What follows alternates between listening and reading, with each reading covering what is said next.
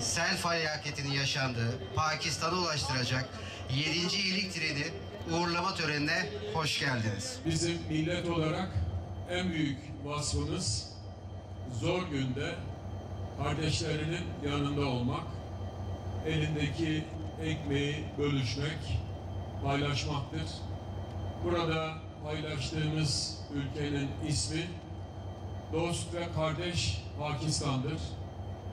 Bir kez daha bu kardeşlerimizin yaşamış olduğu bu sel felaketinden dolayı acılarını paylaşıyoruz. Bu acıları paylaşmak yetmez. 39 vagonumuzda 21 ilimizden toplamış olduğumuz vatandaşlarımızın gerçekten burada duaları var.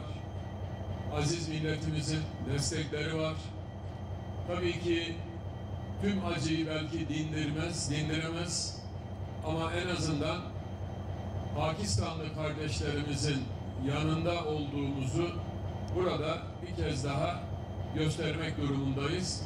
Çünkü bu kardeşlerimiz bizim zorda olduğumuz her daim yanımızda ilk gördüğümüz kardeşlerimiz olmuştur.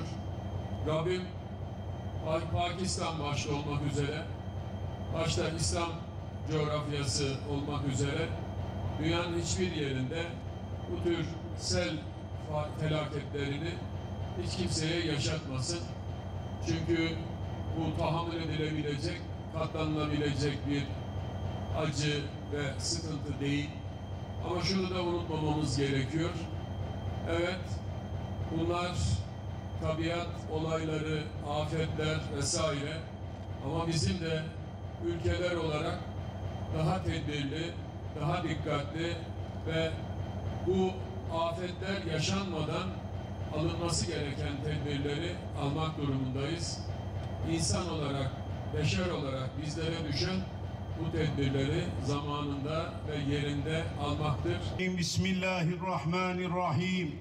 Len tenalul birra hatta tunfiqu ve ma tuhibbun ve ma tunfiqu min şeyin fe innallâhe bihi alim. Sadakallahul azim. Elhamdülillahi Rabbil alemin. Ve la akibetu lil muttaqin. Ve la udvane illa ala zalimin. Ya Rabbel alemin ve erhamer rahimin.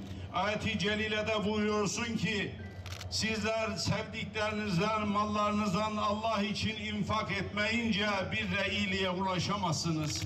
Ve Allah için her neyi infak ederseniz Allah en iyisini bilen ve size onun fazlasıyla kat kat verendir.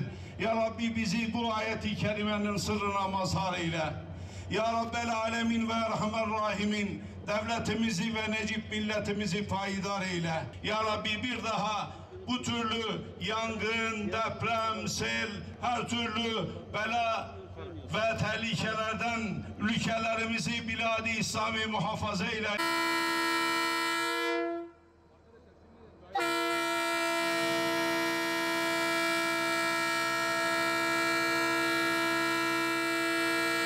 Thank you.